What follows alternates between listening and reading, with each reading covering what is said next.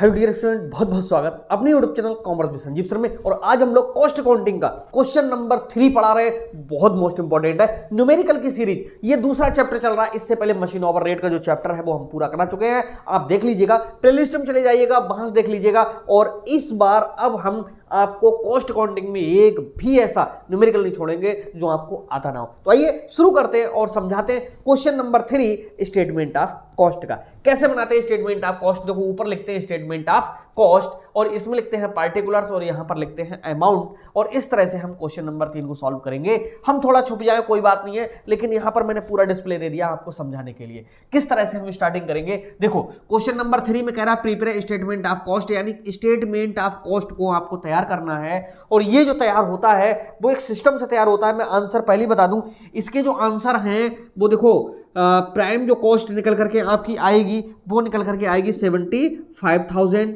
Okay,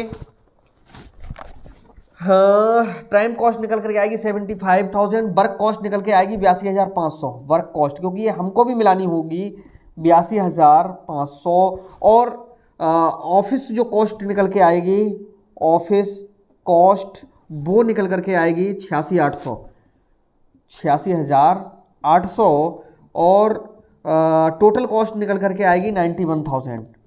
total cost निकल करके आएगी 91,000। अब बुक की कोई जरूरत नहीं पड़ेगी, तो हम लोग इसको बंद कर देते हैं। आइए समझाते हैं। ओपनिंग स्टॉक सबसे पहले यहीं से स्टार्टिंग करेंगे, ओपनिंग स्टॉक से, क्योंकि निकालना होता है रॉ मटेरियल कंज्यूम्ड। कैसे निकलता है मैंने 4 पॉइंट जोड़ने के बताएं इससे पहले कि अगर आपने वीडियोस नहीं देखे होंगे तो ये चैप्टर थोड़ा कम समझ में आएगा। आप रिपीट करिए, क्योंकि पूरे चैनल पर मैंने बहुत इजीली आपको समझाया है। ओपनिंग स्टॉक कितना है यहां पर लिख लीजिएगा, कितना, 12,000, केवल 12,000। इस ओपनिंग स्टॉक में क्या है, देखो, क्लोजिंग स्टॉक बाद में आएगा। परचेज ऑफ रॉ मटेरियल ये मैंने डाल चुका हूं। परचेज ऑफ रॉ मटेरियल है कितने का, 40,000 का, तो यहां पर डालेंगे परचेज। हमने क्वेश्चन को बराबर में लिख दिया है, पूरा अंग्रेजी में हमने यहां पर लिख दिया है, जिससे आपके पास वो बुक नहीं है, देखते चलो और सॉल्व कराते चलो। थोड़ी मेहनत हम पे पड़ जाती है, लेकिन जो लोग जुड़े हुए हैं हमसे उनके लिए तो हम पीडीएफ दे देंगे। बाकी बाहरी लोगों को हम कैसे पहुंचा पाएंगे, तो कोई दिक्कत नहीं है, सारा का सारा देखिएगा और हम किस तरह से इसे सॉल्व करते हैं। इतना सा ही क्वेश्चन दिया हुआ है। तो परचेज ऑफ मटेरियल है कितने का, 40,000। और यहां पर परचेज ऑफ आरएम, आरएम का मतलब रॉ मटेरियल, 40,000। कैरिज इनवार्ड है 2,500, कैरिज इनवार्ड 2,500। ऑक्ट्राई होती तो वो भी आ जाती, वो नहीं है। इन तीनों को पहले जोड़ लीजिएगा, 40 और 10 50, 2 52 और 2 54,500 हो रहा है। इसका जब टोटल हमने देखा 54,500 हो रहा है, इसमें से लेस करेंगे। और जो लेस करेंगे वो क्या लेस करेंगे आपको पता होगा। एक तो हम क्लोजिंग स्टॉक को घटाएंगे। ओके, क्लोजिंग स्टॉक किसका, रॉ मटेरियल का। यहां पर भी लिख देंगे रॉ मटेरियल का ही ढूंढा जाता है भैया। ओपनिंग स्टॉक रॉ मटेरियल का जितना था हमने ये लिख लिया, परचेज जितना करके लाए हमने ये लिख लिया, उसमें जितनी भी हमारी ढुलाई गई थी वो ये लिख ली। यानी मटेरियल हमें पड़ा 54,500 का। इतना हमारे व्यवसाय में मटेरियल आया था, और जिसमें से क्लोजिंग स्टॉक का मतलब है कि इतना मटेरियल पूरा प्रोडक्शन हुआ तो बच गया था। जो बचा था क्लोजिंग स्टॉक वो कितने का है, 10,000 का है। ठीक है, तो 10,000 का जो स्टॉक है वो बच गया, और कोई चीज तो नहीं है, नहीं है। ठीक है, क्लोजिंग स्टॉक आप घटा दीजिएगा कितने का, 10,000 का। अब 54 में से 10 जाएगा तो बचेगा 44,500। ये कहलाएगा RMC, जिसे कहते हैं रॉ मटेरियल कंज्यूम। यानी जो मटेरियल प्रयुक्त हुआ, जो लगी सामग्री वो कितने की लगी, 44,500 की। कैसे करोगे, जितना ओपनिंग स्टॉक है उसमें परचेज को जोड़ दीजिएगा, कैरिज इनवार्ड को जोड़ दीजिएगा, ऑक्ट्राई को जोड़ दीजिएगा। ये बस 4 चीजें हैं जिनको जोड़ना होता है। ओके, घटती कितनी है, 3 है। 4 और 3 7 से ये पूरा जो रॉ मटेरियल कंज्यूम्ड है वो पता चल जाता है। ओके, और 3 चीजें कौन कौन सी घटती हैं, नंबर 1 तो क्लोजिंग स्टॉक जो इसमें दिया हुआ है, और दूसरा मटेरियल लॉस किसी के द्वारा हुई, चोरी से हुई हो, आग से हुई हो, कैसी भी हो, और तीसरा सेल्स ऑफ स्क्रैप। ठीक है, इन 3 चीजों से, स्क्रैप का मतलब होता है छीजन, छाजन, जिसको जो बेकार हो जाता है उसको। तो इस तरह से ये मटेरियल कंज्यूम हमारा निकल जाता है। तो ये निकल करके आ गया। अब इसमें 2 चीजें जोड़ी जाती हैं, तीसरी भी नहीं जुड़ती है। 2 मैं पहले ही बोल चुका हूं, नंबर 1 और नंबर 2। ठीक है, पहले नंबर पे आप लेबर को लिखा करो, लेबर एक्सपेंसेस, और यहां पर डायरेक्ट एक्सपेंसेस। और ये लेबर भी कौन सी होगी, डायरेक्ट होगी, कहीं आप इधर उधर की समझ जाओ, ठीक है, हरी जरूरत नहीं पड़ेगी। देखो यहाँ पर लिखा है प्रोडक्टिव बेजिस के नाम से, कितना लिखा हुआ है 25,000, और यहाँ पर लिखेंगे 25,000, और पेपर में पेंसिल लेके जरूर जाएंगे, जब न्यूमेरिकल आएगा निशान लगाते चलेंगे, जिससे कोई भी अमाउंट अगर छूट रही होगी ना तो तुम्हें पता चल जाएगी। यहाँ पर अदर डायरेक्ट एक्सपेंसेस हैं कितने, 5,500, ठीक है। अब 2505 कितने हो गए, 30,500, ठीक। इनका क्या करेंगे हम, टोटल करेंगे। जैसे इनका टोटल करेंगे तो देखो 0 0 0 4 और 1 5, क्यों आए 5, 5 और 5 10 का 0 है ना, तो 4 1 5 और 4 3 7, 75,000 ये हमारी कहलाएगी प्राइम कॉस्ट। हिंदी में इसको हम कहते हैं मूल लागत। आंसर देखिए प्राइम कॉस्ट का पहला आंसर हमारा आ चुका है, ठीक है। और इसके बाद में इस प्राइम कॉस्ट में ऐड करते हैं, क्या ऐड करते हैं, वर्क्स ओवर हेड्स। बहुत इंपॉर्टेंट ये क्वेश्चन है, इसमें बहुत सारी ऐसी एंट्रीज हैं जो क्वेश्चन गलत करा देती हैं, ओके। और इस क्वेश्चन में सबसे ज्यादा फायदा यही है कि इस क्वेश्चन में कई चीजें अच्छी हैं। तो अनप्रोडक्टिव बेजिस बहुत जल्दी गलत कराती है, क्योंकि इसमें भी बेजिस लिखा हुआ है, अरे यार प्रोडक्टिव होती तो ऊपर जाती, और अनप्रोडक्टिव है, एक सेकेंड, ये स्टॉक अनप्रोडक्टिव है इसीलिए फैक्ट्री में आ जाएगी। तो अनप्रोडक्टिव बेजिस, अनप्रोडक्टिव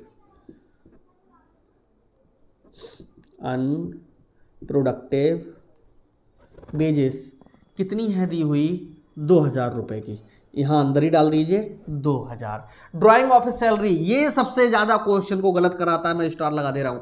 इस पे ड्राइंग ऑफिस सैलरी जरूर लिखा होता है, यानी इस पे ऑफिस लिखा होता है, लेकिन ड्राइंग जो बनती है वो फैक्ट्री में बनती है, किसी चीज को बनाना होता है तो उसको कैसे ड्रॉ करना है, क्या करना है, तो ये ऑफिस से बन के आती है, लेकिन ये खर्च कहाँ होती है, फैक्ट्री में, इसलिए फैक्ट्री का खर्चा माना जाता है। कितना है, 1,000, ये बहुत याद रखना, एक ये खर्चा है ड्राइंग ऑफिस, इस पे लिखा तो ऑफिस होता है, लेकिन ये खर्चा फैक्ट्री का माना जाता है, कितने का है, 1,000। ये बहुत जल्दी गलत कराता है, ऑफिस के चक्कर में बच्चे सोचते हैं ऑफिस का खर्चा होगा।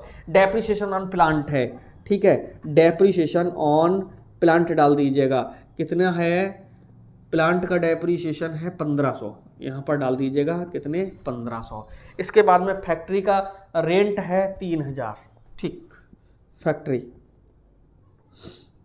रेंट कितना है, 3,000।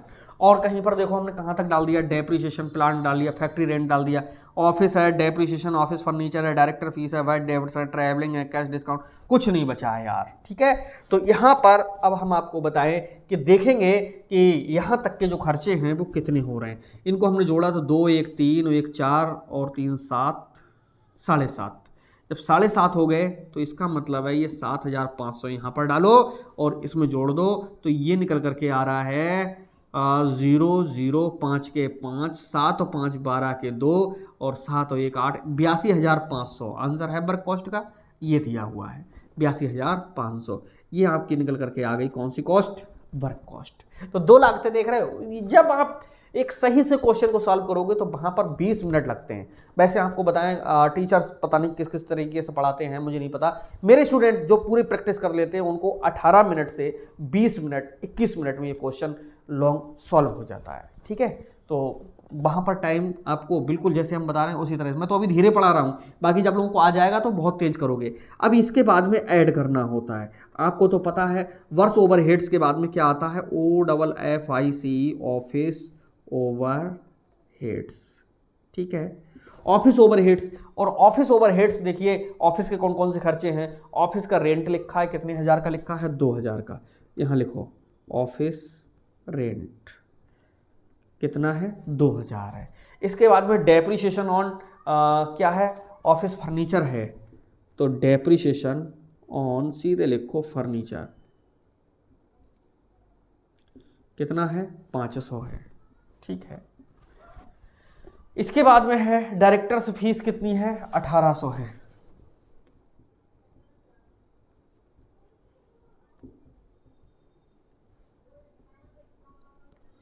डायरेक्टर फीस 1,800 है। इसके बाद में बैड डेब्ट्स हैं, ट्रेवलर सैलरी है, कैश डिस्काउंट, ये इसमें नहीं आते हैं। ये किसके हैं, सेलिंग एंड डिस्ट्रीब्यूशन के। तो बस इतना ही हुआ, कितना हो गया, इनका जब टोटल कर रहे हैं देखिए तो ये हुआ 18 5 23 और 23 और 20 4300, ये खर्चा हो गया यहाँ पर 4300। और जब 4300 खर्चा हो गया तो 82,500 में से 4300 को और जोड़ दीजिए, तो ये 82 और 4 कितने होते हैं, 80 6 86 और 500 300 800, 86,800 यहाँ पर दिया हुआ है, 86,800। तीनों आंसर देखो करेक्ट आ चुके हैं। ये हमारा कहलाएगा ऑफिस कॉस्ट। ठीक, इसको कॉस्ट ऑफ प्रोडक्शन भी कहते हैं, ऑफिस कॉस्ट भी कहते हैं। ठीक है, अब नीचे दिखेगा नहीं आपके लिए, इसलिए हम इधर सॉल्व करा देते हैं, थोड़ा सा समझेंगे। ओके, यहाँ पर इतना सा एरिया हम ले लेते हैं अपने लिए। ठीक है, ये क्या है, ऑफिस कॉस्ट। हम यहाँ लिख देते हैं जो ऑफिस कॉस्ट निकल करके आई, आप नीचे तक इसी तरह सॉल्व करते हुए चले जाओगे, वो निकल करके आई है कितनी, 86,800, 86,800 निकल करके आई। इसमें ऐड करोगे क्या, सेलिंग एंड डिस्ट्रीब्यूशन, ये एंड का चिन्ह है, डिस्ट्रीब्यूशन DISTRIBUTION एक्सपेंसेस। ठीक है, कौन कौन से हैं देखते हैं। यहाँ पर बैड डेब्ट्स है। बैड डेब्ट्स का मतलब होता है वो लोग जो हमारा पैसा मारेंगे, जो हमें पेमेंट नहीं देंगे। तो वो कब नहीं देंगे, जब उन्होंने माल बेचा होगा। तो सेलिंग एंड डिस्ट्रीब्यूशन का खर्चा हो गया। ठीक है, तो यहाँ पर क्या है, बैड डेब्ट्स 1200, BD लिख दोगे तब भी चलेगा, कितना है 1,200। ट्रैवलर सैलरी एंड कमीशन है, ठीक है, ट्रैवलर कमीशन इतना ही लिख दोगे, पर्याप्त है, कितना है 2200 है। ओके, और बाद में कैश डिस्काउंट है, कैश डिस्काउंट है 800। तो 22 और 8 होते हैं 30, यानी 3,000 एक 4,200 हो गई है, 4,200। भाई 86 और 4 कितने होते हैं, 90, 800 200 1000। उम्मीद है कि एकदम समझ में आया होगा। 91,000 ये कौन सी कॉस्ट निकल करके आई, टोटल कॉस्ट। तो इस तरह से ये टोटल कॉस्ट यही पूछ रहा था। तो टोटल कॉस्ट हमारी कितनी है, 91,000। कैसे करके निकाली, आपने देखा कि हमने यहाँ पर सारे जो एंट्रीज हैं उनके लिए लिख दिया, सारी मदों को लिख दिया, कौन कौन से आइटम्स हैं सारों को लिख दिया। और उनको लिखने के बाद में हमने यहाँ पर एक calculation of statement of cost बनाया, और उसमें एक फॉर्म के तहत हमने सबसे पहले opening stock of raw material को लिखा। उसमें भी हमने क्या काम किया कि परचेज के लिए जोड़ दिया, कैरेज इनवार्ड को जोड़ दिया, इतना हो गया। क्लोजिंग स्टॉक को हमने क्या किया, उसमें से घटा दिया, आया हमारा 44,500 जो कहलाता है रॉ मटेरियल कंज्यूम। इसमें लेबर को और डायरेक्ट एक्सपेंसेस 2 को जोड़ा तो ये हमारी प्राइम कॉस्ट बन गई। उसमें हमने क्या, वर्क्स के फैक्ट्री के खर्चों को जोड़ा तो ये हमारे कितने वर्क कॉस्ट हमारी बन के तैयार हो गई। ऑफिस के खर्चों को जब जोड़ा, ऑफिस कॉस्ट तैयार हो गई। और इसमें भी हमने जब सेलिंग एंड डिस्ट्रीब्यूशन के खर्चों को जोड़ा तो ये हमारी टोटल कॉस्ट निकल करके आ गई, और जो कि हमारी मैच कर रही है। तो उम्मीद है कि पूरा क्लियर हो गया होगा, समझ में आया होगा। तो आया हो तो मिलते हैं नेक्स्ट वीडियो में, तब तक के लिए बाय बाय।